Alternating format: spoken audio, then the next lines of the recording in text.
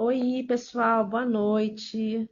Nós tivemos um problema técnico no nosso canal, no Instagram da Curumim, e por isso eu estou fazendo a live aqui no meu perfil pessoal. E depois a gente compartilha essa live com a Curumim e com o Outstar, certo? Então eu vou chamar aqui o nosso convidado para a gente poder introduzir a live e conforme a live for passando, eu vou explicando o que aconteceu para todo mundo ficar sabendo. Então, deixa eu convidar aqui o Davidson do Outstar Desenvolvimento. Pronto. Deixa eu ver aqui se ele vai conseguir entrar. Opa, entrou. Opa. Só que tá. Isso! Olá, boa Boa noite. noite. Então, Davidson, deixa eu explicar novamente para todo mundo, agora que temos mais companhia, o que aconteceu. A gente teve um problema técnico no acesso do nosso perfil do Instagram da Curumim. Por isso que estamos aqui no meu perfil pessoal, tá bom? Porque era uma pena deixar esse tema para depois. Então a gente faz a live hoje e depois a gente marca uma outra, certo? A gente marca uma outra lá na Curumim. Vamos aqui então, meu querido. É, O tema de hoje é autismo e psicomotricidade clínica. Bom, antes de começarmos, eu vou pedir para você apresentar o Outstar para a gente. então, Daniele, boa noite a todos. Desculpa a demora e o atraso por conta desse problema técnico. O Outstar é um espaço hoje que trabalha basicamente no tratamento das pessoas com autismo e transtorno de desenvolvimento. Né? Aqui a gente tem como objetivo principal o desenvolvimento de habilidades sociais e também de culturas psicomotoras. Enfim, tudo isso feito de uma forma lúdica e com um trabalho totalmente personalizado. Então, o Autostar hoje, ele basicamente funciona dessa maneira. Aqui em Niterói, nosso espaço está aqui em Niterói, a gente atende também em outros lugares do Rio de Janeiro e do Brasil, com atendimento remoto também. Então, assim, a gente tem algumas modalidades também de atendimento. Né? Tem o atendimento direto na clínica, tem o atendimento domiciliar, tem o atendimento remoto, tem, enfim, várias outras possibilidades.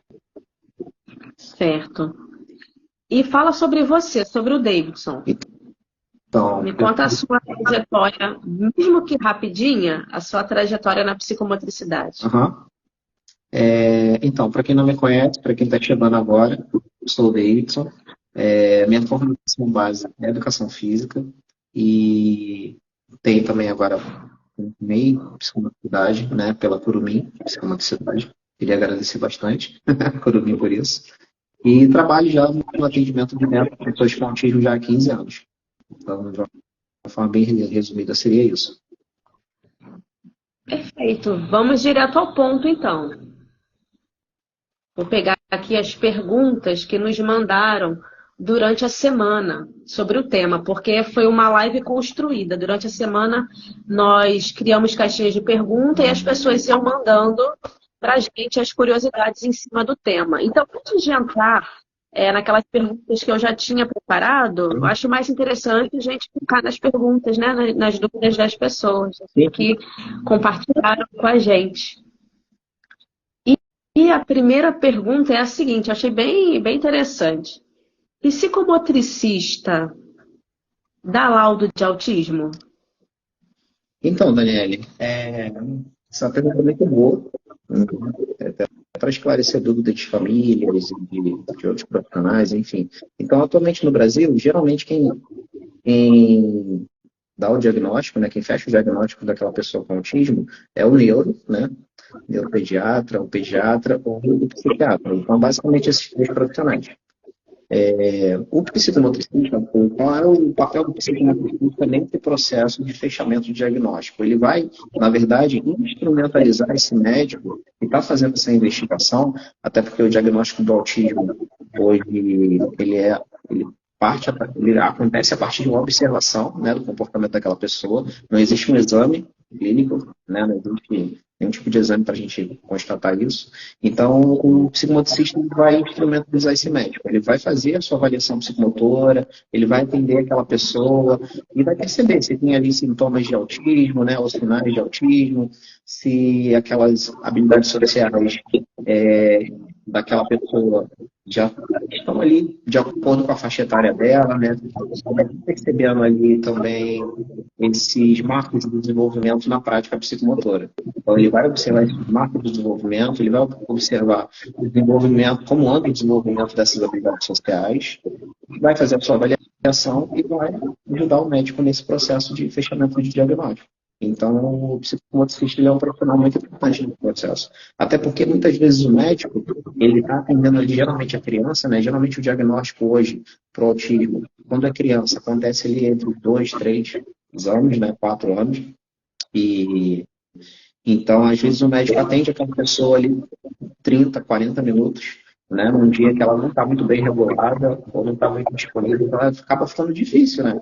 E às vezes, por isso, o médico ele vai protelando o fechamento desse diagnóstico, né? Ele vai deixando para depois, até porque é grande, né? Ele não conhece muito bem aquela pessoa, por mais que tenha ali o relato da família que está todo dia, mas a família não é especialista, né? A família não conhece, muita gente nem sabe o que é autismo, nunca ouviu falar em autismo, não conhece ninguém com autismo, e às vezes está ali com aquela criança, né, com um atraso no desenvolvimento, e então ele vai cuidar dessa forma, entendeu, Daniel? Ele vai servir ali como um instrumento, né? A sua avaliação vai servir como um instrumento para dar suporte ao fechamento desse diagnóstico. Mas ele sozinho não faz o diagnóstico de ninguém. O psicomotricista não tem esse papel. Perfeito, tá ótimo. A próxima pergunta é a seguinte. Foi uma pergunta gigante. Uhum. A pergunta foi a seguinte: o autismo é muito diverso, né? Ele é um espectro, se manifesta de inúmeras formas, e ele é diverso tanto nas características desse espectro se apresentar, como na intensidade dessas características, não é verdade? Sim. Então, a pergunta foi: é possível intervir a partir da clínica psicomotora em qualquer um dos níveis de suporte do autismo? Como você bem disse agora há pouco, né?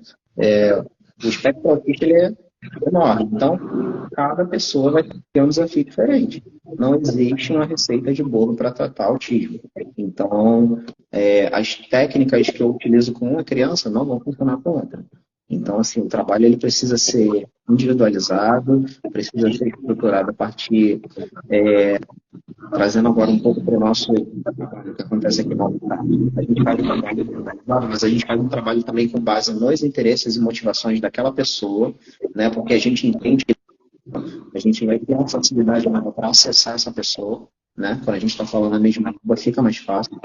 Então, a psicomotricidade também é muito acolhedora e flexível nesse ponto também, né?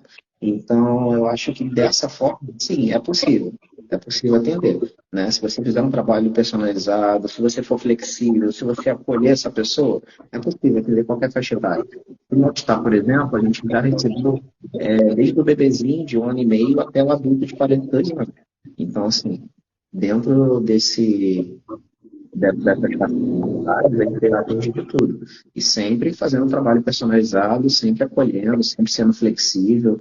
Tem, por exemplo, tem algumas crianças que eu atendo que têm uma dificuldade para lidar com o ambiente, por exemplo. Se tiver determinado material na sala, ela nem entra, ela não se sente confortável. Então, por isso, antes de cada atendimento, eu preciso retirar alguns materiais, né? E por aí vai. São várias as questões, né? É uma pergunta muito difícil, mas é possível, sim. Então, você respondeu já a próxima. Então, você disse que é possível intervir em qualquer nível de suporte e também em qualquer idade. Sim, sim. Qualquer nível de suporte, qualquer idade, é claro. Trabalhando dessa forma. Sendo flexível, acolhendo, dando controle e dessa forma, trabalhando fazendo um trabalho totalmente personalizado, né? Assim Entendi. Bom, a próxima pergunta também tem a ver com faixa etária, mas eu vou fazer porque ela é muito específica, né? que foi a seguinte pergunta: a psicomotricidade pode ajudar o autista que só foi diagnosticado quando adulto? Uhum. Mas aí, dentro dessa pergunta, tem uma complexidade, né? Porque se só foi diagnosticado quando adulto, né, um diagnóstico tardio, a gente pode, de certa forma, imaginar as dificuldades que essa pessoa, né, os desafios que essa pessoa enfrentou ao longo da vida para ter esse diagnóstico só na idade adulta, entende? E Sim, aí, o sim. que você diria para essa pessoa? Se pode ajudar nessa pessoa que foi diagnosticada adulta? Uhum. É algo que a gente está vendo muito atualmente, né? Eu acho que nunca foi tão grande o número de diagnósticos assim, em adultos, né? Eu acho, dentro do espectro autista. Então, acho que de 2 anos para cá, se eu não me engano, está acontecendo bastante, com uma frequência muito grande. Mas, como eu estava dizendo na outra pergunta, a psicomotricidade ela é muito acolhedora, né? Então, se a gente for fazer um trabalho personalizado, se a gente acolher essa pessoa, acredito que a gente vai conseguir ajudar bastante, sim, até porque a psicomotricidade ela trabalha muito o corpo, né? Então, ela auxilia nessa organização pessoal, nessa organização das relações pessoais, trabalhando as habilidades sociais nas suas práticas e vivências psicomotoras. Então, dessa forma, é possível, sim. Perfeito. É bem comum, né, a pessoa começar a desconfiar das suas próprias características, das suas próprias questões, aliás, após o diagnóstico de autismo de um filho, né? Você tem tido essa experiência no consultório? Então, a gente já teve essa experiência, sim, né? De, na verdade, a família estar ali querendo fechar o diagnóstico daquela criança e, no meio do caminho, começar a fazer ali uma autorreflexão e perceber que, cara, eu acho que eu tenho um pouquinho disso, né?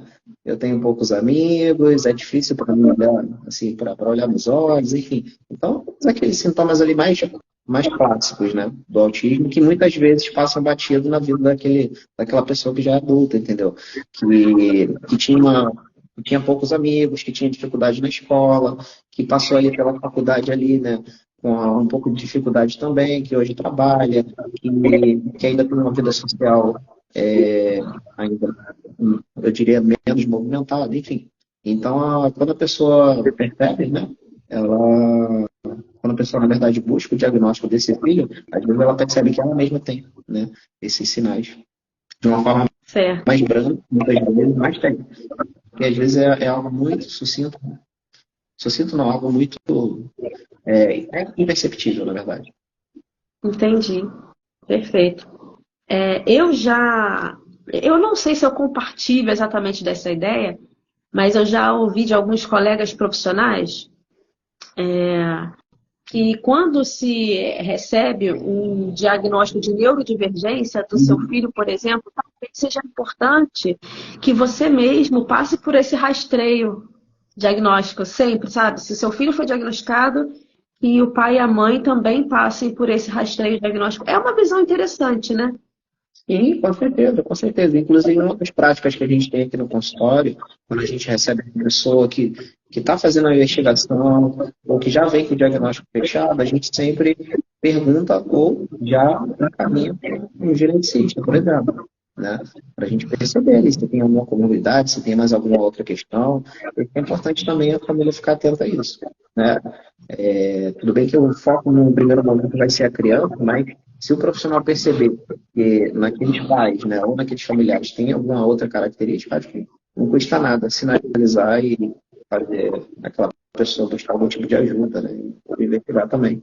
Isso pode responder muitas perguntas daquela pessoa, né, e isso pode também esclarecer muita coisa que aconteceu na história daquela pessoa.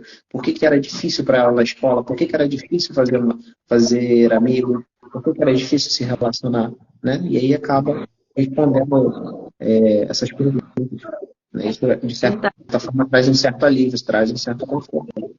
Claro, é que eu sempre falo, o diagnóstico ele não é uma sentença, né? Na verdade, ele pode ter um poder libertador, né? É De verdade. autoconhecimento. É Exatamente. verdade. Perfeito. Bom, agora já começam algumas perguntas dentro da prática Uhum. mesmo. E a primeira pergunta é: qual é a importância da terapia psicomotora? Não, não foi essa a pergunta, não. Peraí, na verdade teve uma antes. Você percebe desafios motores nos pacientes autistas com que frequência? E aí, eu juntei essas duas perguntas porque eu achei elas muito conectadas. Como a psicomotricidade pode ajudar no desenvolvimento de habilidades Motor. motoras, certo? Então, vamos responder assim, de forma organizada. Então, primeiro, você percebe desafios motores nos seus pacientes e com que frequência? Então, Daniele, eu já trabalho diretamente com autismo há um pouco mais de 15 anos. Então, assim, diariamente eu estou com pessoas com autismo de segunda a sábado, né? E, então, assim, na minha amostra, naquelas pessoas que eu atendo pelo consultório, durante todos esses anos, eu sempre percebi algum tipo de comprometimento motor, né? Então, seja ele uma hipomobilidade, uma falta de equilíbrio, ou a própria agitação psicomotora. Então, assim, tem alguma questãozinha, né? Independente do nível de suporte. É claro, quanto maior o nível de suporte, mais claro ficam essas questões, mais claras ficam essas questões, né? Então, mas no geral, sempre tem. E a psicomotricidade, ela não vai trabalhar em torno dessas estruturas psicomotoras, né? Seja ela imagem corporal, esquema corporal, ela pode sim ajudar bastante no desenvolvimento dessas habilidades motoras, sim. Certo. E aí, continuando a pergunta, que eu disse que uma foi bem conectada com a outra, como pode ajudar no desenvolvimento dessas habilidades motoras? Essa pessoa perguntou especificamente em crianças, mas aí você fica livre para responder seguindo a infância ou se quiser responder para qualquer faixa etária.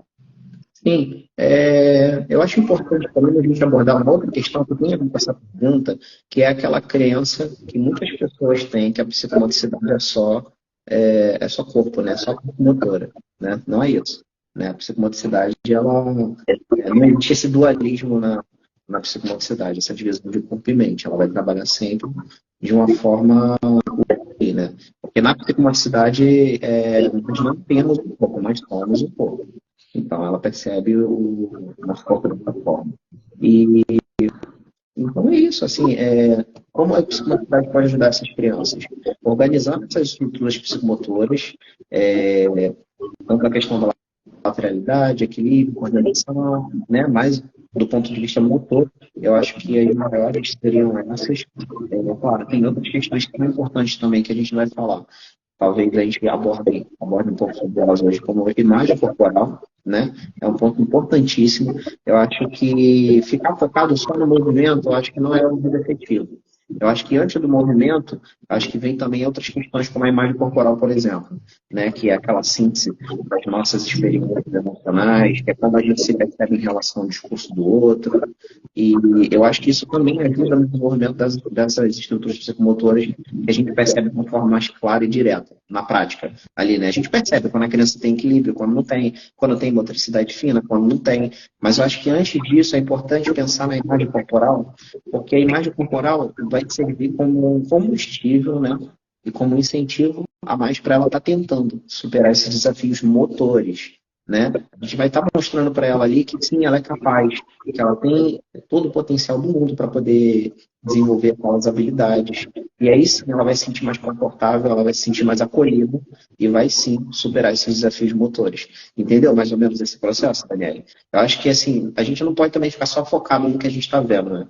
Ali no movimento. Acho que antes daquele movimento que a gente espera que ela faça, tem outras questões que a gente precisa trabalhar, né? Como, por exemplo, a imagem corporal. Certo. Antes de continuar, Davidson, deixa eu cumprimentar novamente as pessoas que chegaram, né? Agradecer por terem esperado a abertura da live, mesmo com o nosso problema técnico, mas não tem problema, a gente vai fazer outra live pela Curumim, falando sobre autismo e psicomotricidade, para qualquer um que tenha ficado de fora, por mais que essa fique gravada. E eu vou dizer para vocês que vocês podem fazer perguntas aqui também. Deixa eu ver se tem mais alguma. Vamos lá. Ó. Já tem perguntas aqui. Daniela, tem outra questão. Uma pergunta. Antes de você Pode falar. Antes de você falar a próxima pergunta, tem outra questão também que eu estava lembrando aqui agora. A gente falou de imagem corporal, a gente falou dessas estruturas que a gente percebe um pouco mais na prática, mas o que eu percebo hoje no meu trabalho, né, e no tratamento do autismo em si, é que está se tornando, né, sempre foi importante, mas eu acho que hoje está sendo muito mais importante também o trabalho do profissional de educação física e do fisioterapeuta, por exemplo, que são profissionais que trabalham diretamente com o corpo, né? Que vão ajudar também diretamente no desenvolvimento dessas habilidades que você estava colocando agora. Então, assim, o trabalho desses profissionais é muito importante, porque tem o terapeuta ocupacional também. O terapeuta ocupacional, mas ele já está meio que naquele roteiro, né, do autismo. Recebeu o diagnóstico, na hora ele vai falar para a família, olha, você precisa procurar um terapeuta ocupacional com especialização em integração sensorial, você vai precisar de um fono, de uma psicóloga, né? Então, assim, o terapeuta ocupacional ele já está dentro desse roteiro há bastante tempo, mas eu acho que hoje está cada vez mais sendo necessário a intervenção desses profissionais que trabalham diretamente com o corpo, né? Como o profissional de educação física, o fisioterapeuta, eu acho que são profissionais de extrema importância no tratamento do autismo também, assim como o psicomotricista. É verdade. Há alguns anos atrás, aquele combo de profissionais que iam logo assim na primeira indicação médica, né, de intervenção, era um fonoaudiólogo, Isso. TO e psicólogo, né? Exatamente. E hoje a gente já recebe as demandas, né, nos laudos e nas indicações de intervenção do médico, fisioterapeutas, profissionais de educação física, psicomotricista, demais. Né? Isso é muito bom, isso é um avanço muito importante, né? Reconhecer esse corpo, o trato desse corpo nesse processo, tanto de superação de desafios como aquisição de habilidades, né? Dessa pessoa autista. E aí, Davidson, o que eu vou fazer aqui? Fala. Até porque, se essa pessoa não estiver bem organizada, se não estiver no eixo, né, dificilmente ela vai adquirir outras habilidades. Né? Exatamente. Eu vou fazer o seguinte, eu vou fazer um mix das perguntas que aparecem aqui no nosso chat com as perguntas que já tinham sido feitas. Então, a Marilane perguntou, fale, por favor, dos testes que você utiliza. E uma das perguntas era exatamente isso. Quais são as estratégias mais eficazes para avaliar o progresso da pessoa, né, dentro da clínica psicomotora? Lembrando que aqui a gente está falando especificamente de autismo. Então, que instrumentos você usa tanto para avaliar como para conseguir enxergar o progresso? Fala um pouco disso. Entendi. Então, aqui no Rockstar a gente sempre trabalha com metas, a gente sempre tem um objetivo, né? Porque não faz sentido para a gente atender uma pessoa assim, de uma forma sem objetivo, né? Então, todo profissional precisa ter um objetivo. Então, para, por exemplo, avaliar habilidades sociais. Aqui a gente tem uma tabela de habilidades que a gente usa para avaliar essas habilidades sociais, a gente faz esse mapeamento. É claro, não é um mapeamento que é feito de forma quantitativa, é feito de forma qualitativa. Mas de tempos em tempos a gente está avaliando, reavaliando, selecionando métodos específicos para o nosso trabalho. E em relação às estruturas psicomotoras também não é diferente.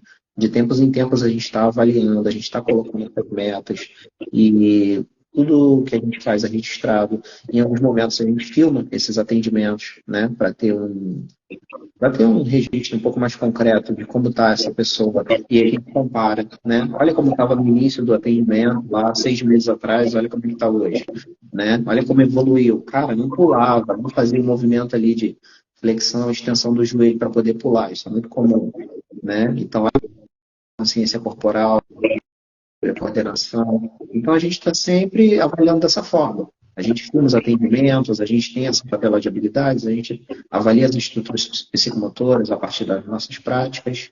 Então, a gente faz dessa forma aqui não está.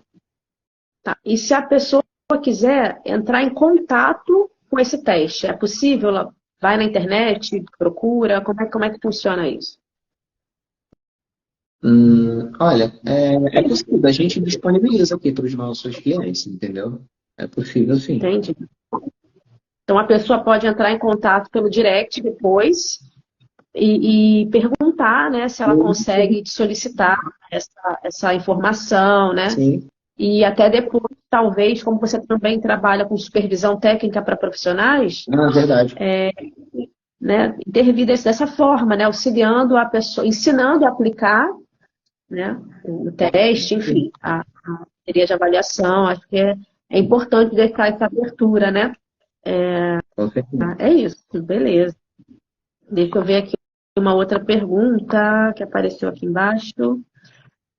Então, entrou um pouco numa, numa lá no início, mas vamos aqui responder a pergunta de Verônica. Quais atividades podemos fazer com pessoas dentro do TEA? Então, a gente volta lá naquela questão do atendimento personalizado, né? Acho que o primeiro ponto é você perceber quais são os interesses, quais são, o que que motiva aquela pessoa, quais são os interesses dela. Faz esse mapeamento, né? Por exemplo, aqui no consultório eu tenho atendo crianças que gostam de dinossauro, eu atendo criança que gosta de trem, que gosta de metrô, eu atendo criança que gosta de países.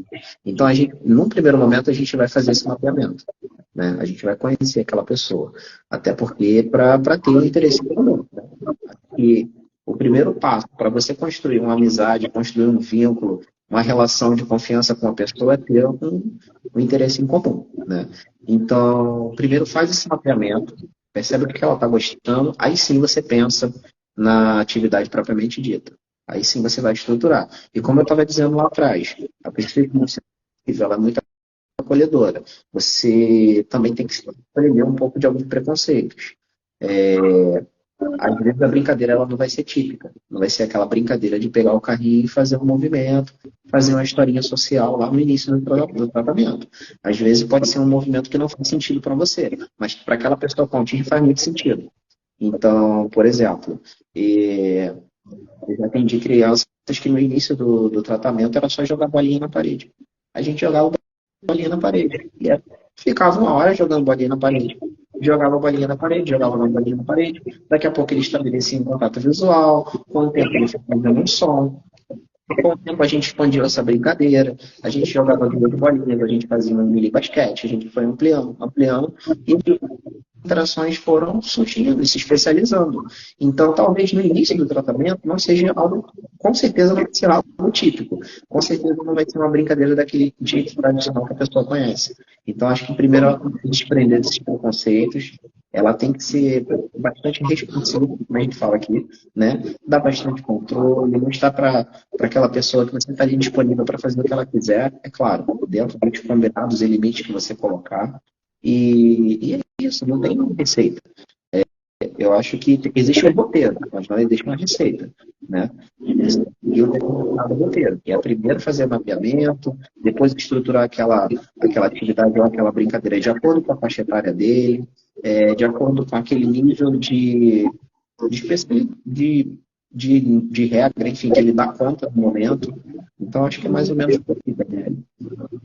Então, resumindo, uma vez que um dos pilares diagnósticos são os interesses restritos, a melhor forma de você acessar aquela pessoa é entrando de cabeça no interesse dela. Exatamente, exatamente.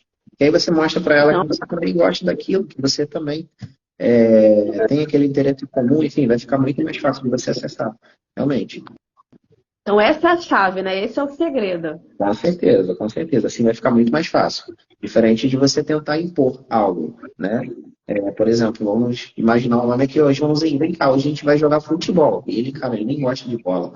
Ele gosta de dinossauro. E aí, não vai fazer sentido nenhum para ele. Dificilmente ele vai se engajar no seu atendimento, né? Entendi. Entendi. Mas assim, dá para você deixar isso mais elástico, por exemplo, vamos, o pique-pega do dinossauro, o corredor de lava do dinossauro, Com certeza. a montanha do dinossauro, né? Você vai fazendo tudo isso em cada o seu setting dentro do gosto, da motivação da pessoa. Perfeito. Exatamente. E aí, com o tempo, a gente vai trabalhar outras habilidades sociais, que é, por exemplo, a flexibilidade, como você colocou agora. Com o tempo, você vai mostrando para ele, a partir da prática, né? Porque você está servindo de modelo, né? A partir do momento que você decide entrar ali na cena com ele, reforçando o interesse dele, que motiva ele, você está servindo de modelo para ele, para esse ponto da flexibilidade. Mas com o tempo, você vai flexibilizar essas atividades. A gente não vai ficar a vida toda brincando de dinossauro. A gente vai, em determinados momentos, inserir outras brincadeiras diferentes. Quando a gente entender que isso é possível, quando ele permitir, quando a pessoa der essa abertura. E, é claro, mostrando para ele que existem outras coisas legais no mundo, né? Acho que fazer essa escolha de, num primeiro momento, ficar mais focado naquilo que interessa, é só o pontapé inicial para a gente poder, no futuro, expandir e apresentar outras coisas. E, às vezes, a criança surpreende, né? Às vezes, ela se engaja em outra atividade que ela nem imaginava, por exemplo. Ótimo. Tirando um pouco, Davidson, o foco, né, do paciente, a Tati mandou a seguinte pergunta. E uma pergunta que faz parte da rotina clínica. Sendo uma construção individualizada, como vocês lidam com a ansiedade familiar com relação aos resultados? Uhum. Então, no início do tratamento, eu acho que a parte mais importante, eu acho que é o início, né? É no início que a gente vê se vai acontecer aquele casamento, né? Então, acho que o primeiro passo é isso. A família ela precisa acreditar no seu trabalho e precisa se identificar com a sua abordagem. Se não fizer sentido para aquela família, eu acho que dificilmente vai acontecer isso, né? Por exemplo, na minha prática, eu já tive famílias aqui, já tive crianças, por exemplo. Eu vou falar criança porque fica mais claro na criança, né? Assim, a maior parte das pessoas que eu atendo são crianças. Então, às vezes, com 6 meses, apresenta para a gente resultados assim extraordinários. Ela dá um boom, dá um ganho bem grande. E tem aquela criança que às vezes você fica 2 anos trabalhando para conseguir uma meta só que você estava tentando. Por exemplo, uma palavra clara dentro do conteúdo, como por exemplo, bola. Às vezes eu estou ali trabalhando com aquela criança para que ela fale de forma clara dentro do contexto, ou só para que ela fale. E às vezes não acontece tão rápido, né? Às vezes demora um pouquinho. E aí como que a gente tranquiliza essa família?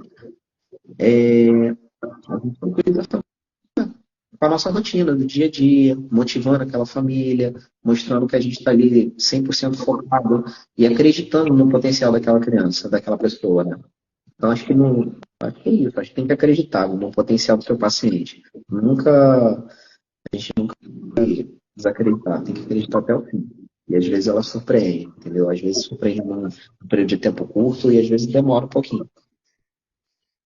Tá. Eu vou explorar um pouquinho mais essa tua resposta para falar do personagem mais famoso do Altstar, que é a televisão. Ah, sim, sim, sim. Aqui a gente tem. Explica para mim o que é a televisão. Então, por que a gente tem televisão nos atendimentos? Porque aqui a gente entende que a família é um dos maiores parceiros da gente. Então, assim, acho que nada vai acontecer se essa família não estiver engajada no tratamento. Aqui a gente não trabalha de forma isolada.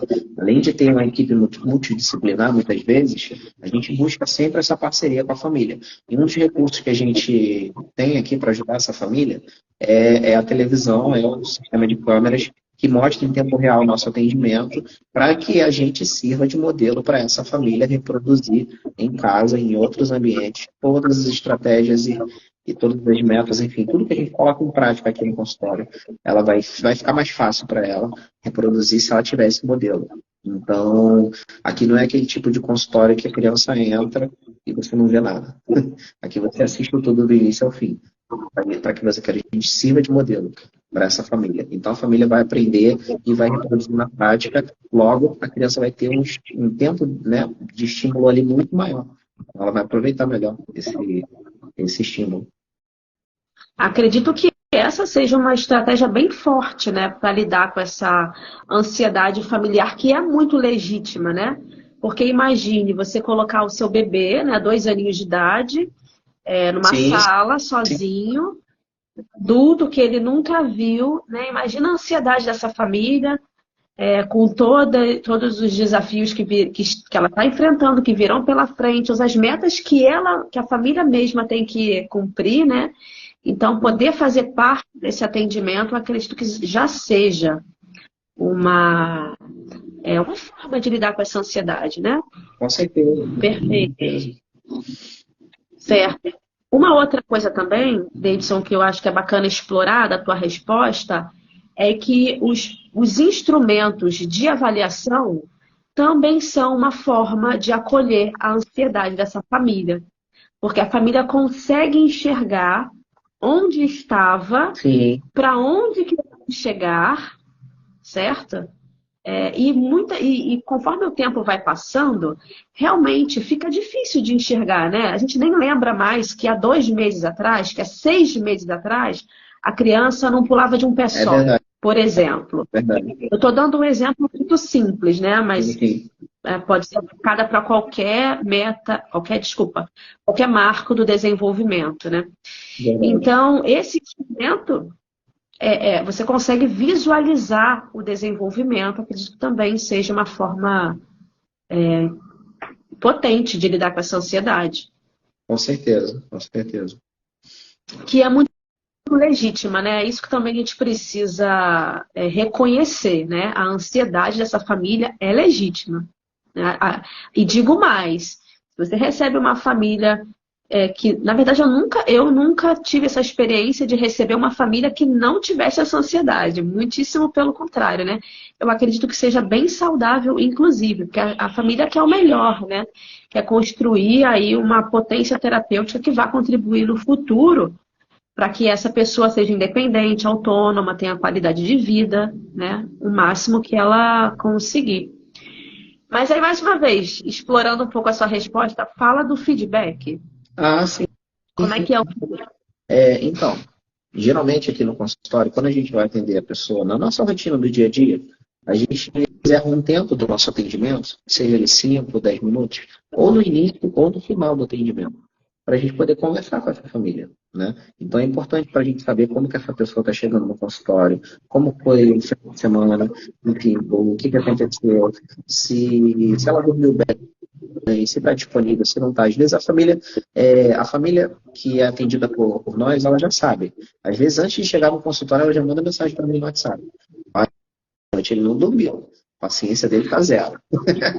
Isso acontece bastante. Então, aquele dia não é um dia bom para eu colocar nada que seja muito desafiador para ele no atendimento. Então, isso acontece muito. Então, a gente sempre reserva esse tempo, ou no início ou no final. Ou, às vezes, dependendo daquela pessoa que a gente está atendendo, às vezes é uma criança, um adolescente que é muito inflexível, que não permite nem que eu converse com a família.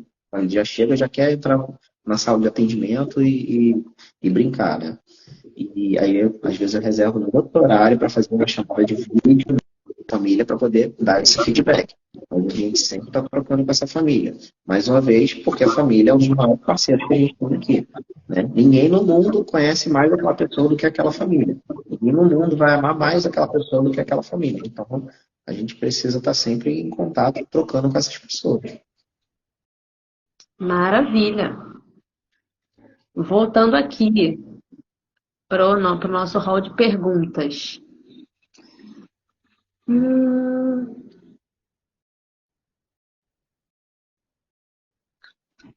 Quais são os principais desafios enfrentados pelos profissionais de saúde ao trabalhar com pessoas com autismo na psicomotricidade?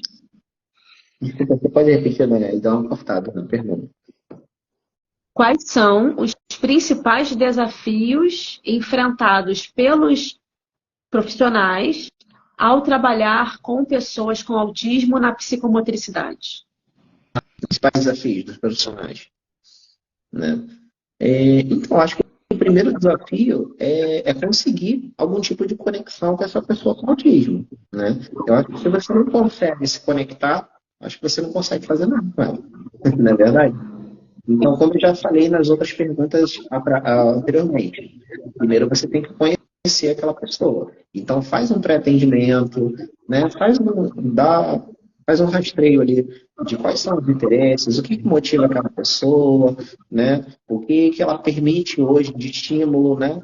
Porque às vezes é uma pessoa que não se sente confortável com determinado cheiro, que não se sente confortável com determinada luz específica, ou cores, enfim. Então, às vezes, tem um estímulo visual do ambiente que atrapalha esse atendimento. Então, o primeiro ponto, né, é ficar atento a essas questões, para facilitar o nosso atendimento. Então, se o ambiente é acolhedor, se é um ambiente que ela se sente segura e confortável, né, que tem um alto suporte, e se você já sabe qual é aquela portinha de entrada ali, que você vai conseguir se conectar com ela, eu acho que já é bom caminho andado, né? Isso já vai evitar qualquer problema durante o atendimento. Então, esse é um dos principais desafios a ser superado. Acho que no início do atendimento, um dos principais é esse. Né? E aí, a partir do momento que você criou esse vínculo, criou essa relação de confiança, está conectado, aí acho que tudo vai andar de uma forma mais tranquila durante o atendimento. Acho que dificilmente a gente vai ter problema. Perfeito, tá ótimo. Deixa eu voltar lá para aquela história da televisão. Só para deixar claro, né? A televisão, ela é exclusivamente para atendimento de criança. Sim, sim. Só para ficar claro, né? A partir do momento que o paciente é adolescente ou adulto, aí não cabe, né? Sim, sim. A não ser que a gente perceba que é necessário, que a família fica mais confortável. No caso de alguns adolescentes, agora adulto não. Adulto não. Adulto a gente não liga. Certo. E adolescentes também eu imagino que sejam pacientes com nível de suporte bem mais alto, Sim, sim. muitas vezes com intelectual associada. Exatamente. Né? Exatamente. Exato. Ótimo. Até porque tem questões éticas e de privacidade, né, que precisam ser respeitadas, né? É verdade, é verdade. Perfeito. Nem foi uma pergunta que apareceu aqui, foi uma pergunta que me fizeram em outro contexto. Então, só para deixar claro que a questão da disponibilização ali do atendimento, ele é específico para um grupo, né? Crianças Sim. ou... E essa questão da transparência no atendimento, principalmente da criança, né? Ou da criança bem pequenininha, ali de 2, 3 anos, ela vai servir como um instrumento ali de segurança tanto para a criança quanto para o profissional, né? Imagina se a família chega em casa e descobre que tem um hematoma, né? Em alguma parte do corpo dessa criança. E como é que ela vai saber que não aconteceu no consultório? Se a criança muitas vezes é não verbal, né? Então, eu acho que serve como segurança também para a pessoa que está atendendo, o terapeuta. Entendi. Verdade. Bom, a próxima pergunta é: como a terapia psicomotora pode ajudar nas habilidades emocionais? Isso, nas habilidades emocionais. Na verdade, nem foi habilidades emocionais o termo que foi colocado. Foi no desenvolvimento emocional da pessoa autista. Uhum. Então, Daniele, pergunta bem difícil, né? Acho que tem, assim, essas questões emocionais, acho que é um assunto bem vasto. E eu gosto muito de abordar a imagem corporal, como eu já falei na outra pergunta, porque, inclusive, foi um dos temas que eu explorei no meu trabalho de conclusão de curso lá na formação da Curumim. E eu acho que eu vou explorar um pouco mais essa parte, né? Então, a imagem corporal, como eu estava falando anteriormente, ela vai ser construída a partir do discurso do outro e vai ser construída também a partir daquilo que a gente sente, né? Então, ela vai ser assim, de tudo isso. E a família, ela tem um papel muito importante nesse processo. É a família quem está todo dia ali, né, construindo essa imagem corporal ali com essa criança. Os terapeutas também, é claro, e várias outras pessoas que estão interagindo com essa criança, o professor da escola, enfim, todo mundo está ajudando a construir essa imagem corporal.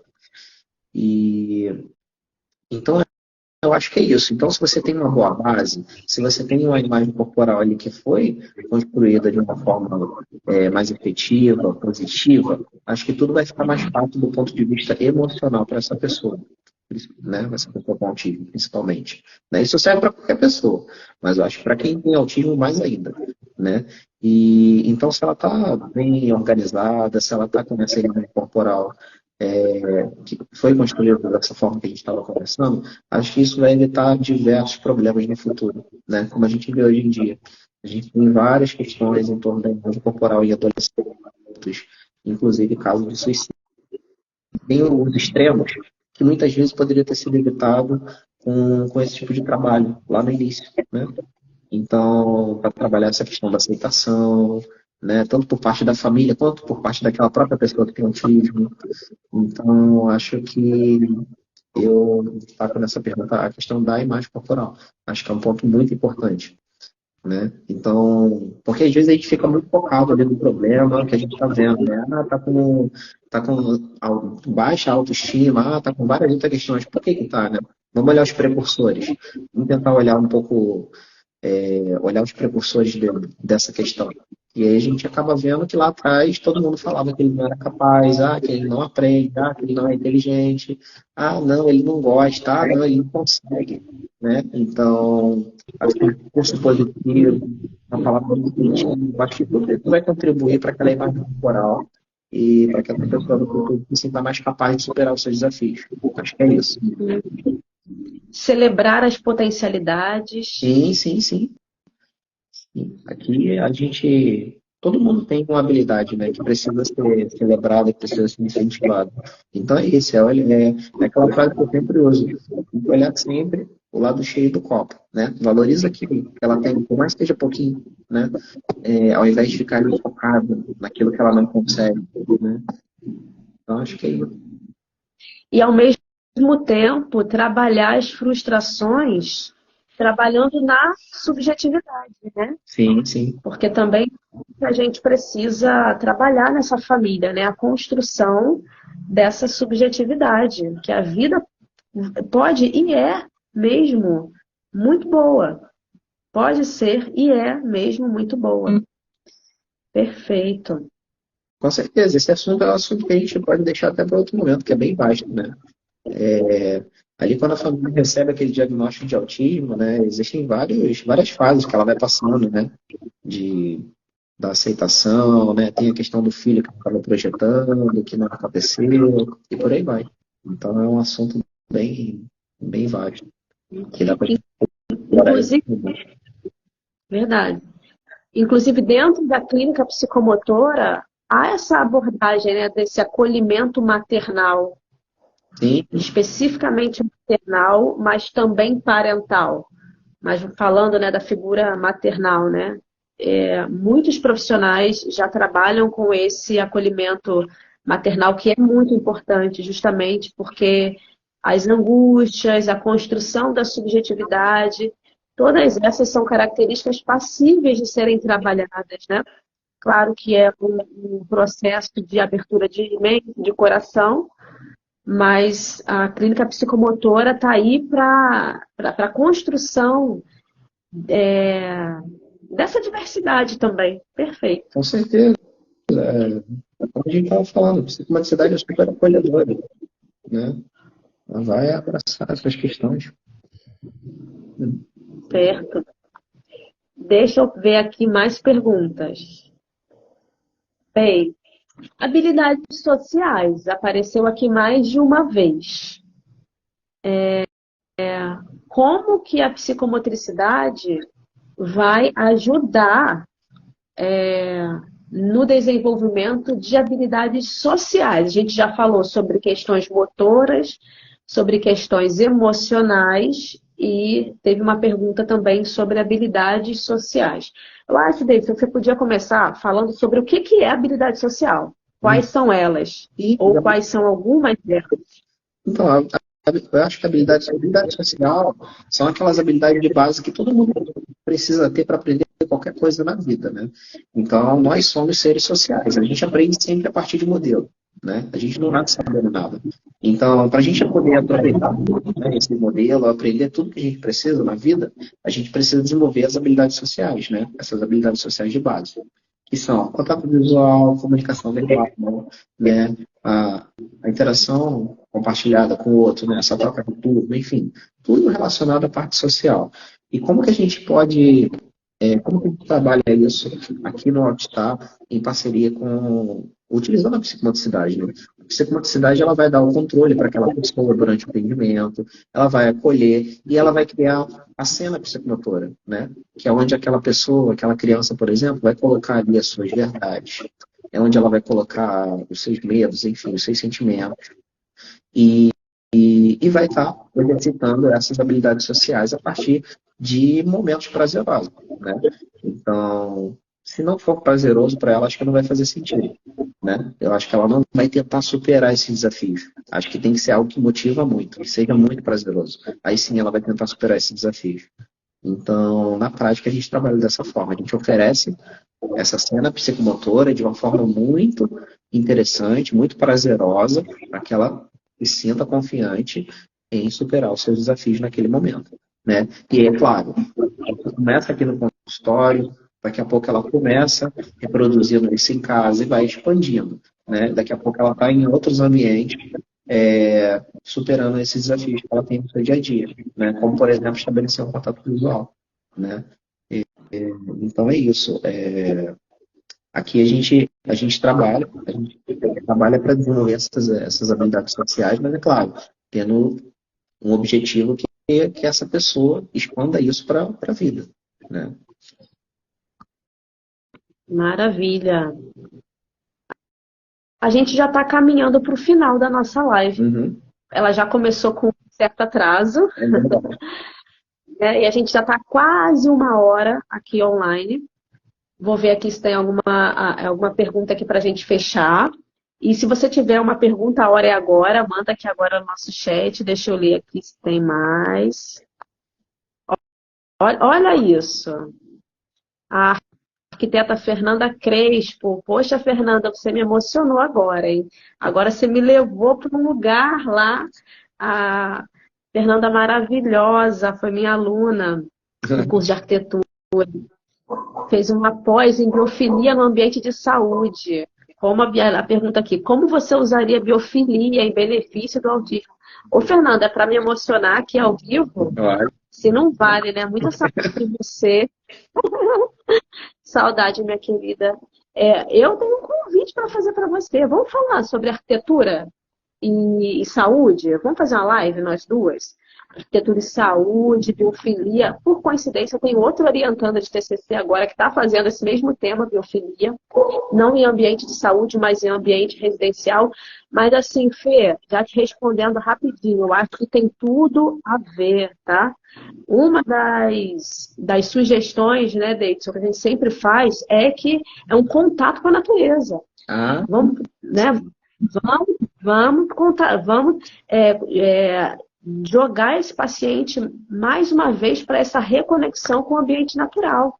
Então, acho que eu usaria sim, Fernanda, o conceito de biofilia na construção de espaços pensados em serem inclusivos, né? Em serem inclusivos mesmo para pessoas com autismo, beneficiando o seu bem-estar. Tem tudo a ver, minha querida. Fica aqui o convite. Depois a gente se fala.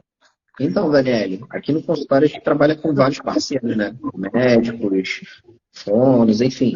E um dos profissionais bem importantes nesse processo é o nutrólogo, né? E, inclusive, alguns recomendam, né, que pelo menos um dia na semana, essa pessoa, essa criança, ela entre em contato com a natureza, né? Para auxiliar nesse tratamento, né? Como, por exemplo, ir à praia, ir para um lugar que tem verde para dar uma aterrada, né? Então, isso ajuda bastante no tratamento. É um fator bem importante. É legal levantar essa questão. Tem tudo a ver, Fê, tudo a ver real. Verdade. Beijo de novo para você. Mônica, tá fazendo aquela pergunta de novo, né? Mas eu acho que vale a pena responder de novo. A psicomotricidade pode ajudar um indivíduo que só foi diagnosticado na fase adulta? Com certeza, com certeza. A gente já respondeu essa questão anteriormente e ela vai ajudar porque ela vai acolher essa pessoa, né? Ela vai ajudar essa pessoa a responder aquelas perguntas que ela sempre quis responder na vida, né? Por que que ela não conseguia estabelecer ali relações sociais com uma facilidade maior, por que que ela tinha dificuldade em outras áreas da vida. Enfim. Então, acho que a psicomotricidade vai dar oportunidade para ela entrar em contato com esse corpo, né, e procurar essas respostas, né? Ela vai se, na verdade, a psicomotricidade ajuda muito, né, na conexão, né? Às vezes a gente está desligado do nosso próprio corpo e aí a psicomotricidade traz a gente de volta para esse eixo. Isso é bem legal. Perfeito, maravilha. Eu acho que é uma intervenção super importante, recomendada para quem foi diagnosticado adulto, né? Porque é uma intervenção que bota muito o corpo na cena, né? O corpo ali para adulto. Outra coisa que vale, outra coisa que vale lembrar, Daniel, que é começar a desconstruir, né, desmistificar essa questão que a psicomotricidade é só para criança, a psicomotricidade é só circuito. Não, a psicomotricidade é para qualquer pessoa, inclusive tem psicomotricidade para idosos, enfim.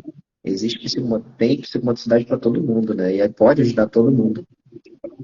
Gerontopsicomotricidade, muito Exatamente, linda. exatamente. Verdade. Bom, deixa eu olhar aqui. Tá um monte de gente mandando boa noite, boa noite. Tenho vontade de mandar boa noite para todo mundo aqui. Meus amigos de Curumim. Maravilha, maior saudade de todos. Mas a gente precisa caminhar aqui para o fechamento da nossa live. E a gente pode terminar com uma reflexão, né, Deidson? Nem exatamente com uma pergunta, que é a percepção geral, né, do aumento de casos diagnosticados de autismo, principalmente nos últimos anos. Quando eu falo últimos anos, é últimos mesmo, tipo 5 anos, né? Verdade. E qual foi o reflexo disso na vida do psicomotricista clínico, né? Porque muita demanda, muita demanda. E aí eu queria que você falasse sobre essa experiência dentro disso que eu acabei de falar. Sim, sim. Então, eu trabalho com autismo há um pouco mais de 15 anos. Quando eu comecei a trabalhar com autismo, essa estatística, se eu não me engano, ela estava em 70 para 1, por aí, 60 e pouco para 1.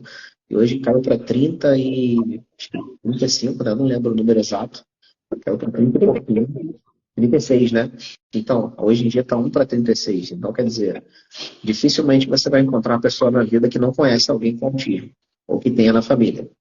Então, está chegando bastante, está chegando muita gente no consultório, com diagnóstico, sem diagnóstico, né? E o psicomotricista, acho que ele nunca foi tão importante nesse processo, né? Como a gente falou, é um profissional que está ali, trabalhando com o corpo, que está jogando esse corpo ali na motora, junto com aquela pessoa que está sendo atendida, e que está contribuindo bastante para esse diagnóstico chegar, ou para organizar esse corpo que chega todo desorganizado no consultório, né, com muita agitação psicomotora, mostrando para essas famílias como, né, organizar o corpo em casa, e é isso.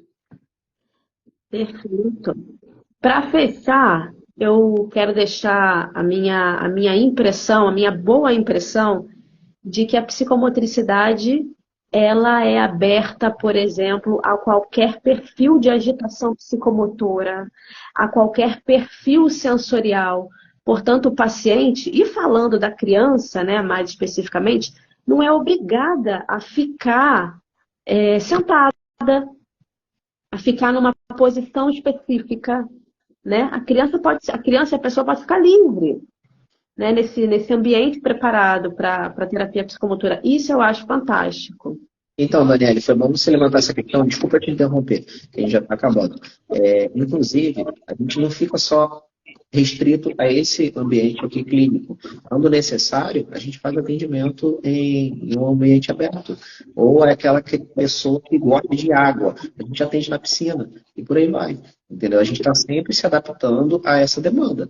Lembra, a gente faz atendimento personalizado. Então, se ela gosta de piscina, se ela gosta de água, vamos para a piscina. Se ela gosta de lugar de verde, a gente vai atender no lugar verde, por aí vai, né? Perfeito.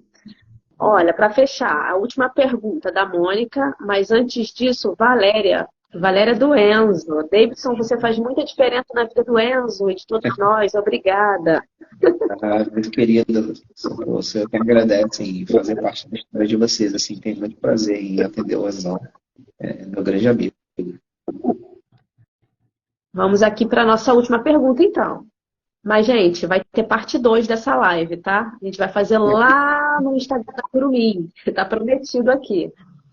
A psicomotricidade pode ser benéfica mesmo para jovens e adultos que nunca tiveram esse tipo de atendimento? Sim, sim. Uma pergunta até para você responder, né, Daniela? Você que está bem focada também nos adolescentes e adultos, né? E o que você acha que vai responder essa? É verdade.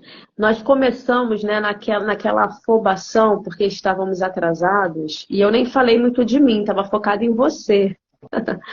Mas eu sou psicomotricista, no Altstar Desenvolvimento Psicomotor também, professora da Curumim, no módulo clínico, e eu trabalho especificamente com autistas na adolescência.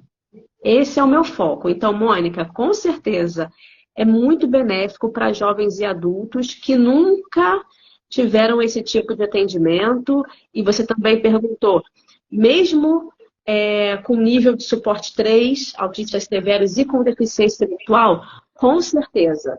Qualquer nível de suporte, comorbidade e faixa etária. A Valéria colocando. Agora a Daniela também faz diferença na vida do Enzo. É um prazer também. Espero fazer mais. Vamos fechar, meus queridos? Olha, só tenho a agradecer. Muito obrigada por vocês terem aguardado. Deixa eu falar mais uma vez. Essa live era para ter acontecido lá no perfil da Curumim, Psicomotricidade para Todas as Idades, que é uma escola de psicomotricidade educacional e clínica do Rio de Janeiro. Mas nós tivemos um problema técnico ao acessar o perfil do Instagram e decidimos fazer aqui pelo meu perfil pessoal, convidando o Altstar. Tá? Mas deu tudo certo no final, né? Vai ficar gravada e a gente convida vocês para a parte 2. Beijo, beijo, beijo, beijo, beijo. Muito obrigada. Tchau, tchau. Obrigado, pessoal.